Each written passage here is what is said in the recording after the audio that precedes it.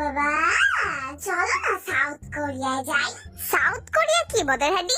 South কোরিয়ায় এত বুইরা বুইরা চকলেট পাওয়া যায়, চলো না বাবা যাই।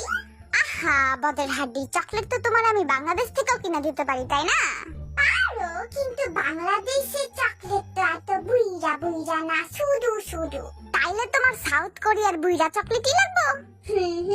তাছাড়া আমার আরেকটা জিনিসও আছে সাউথ কোরিয়ায়।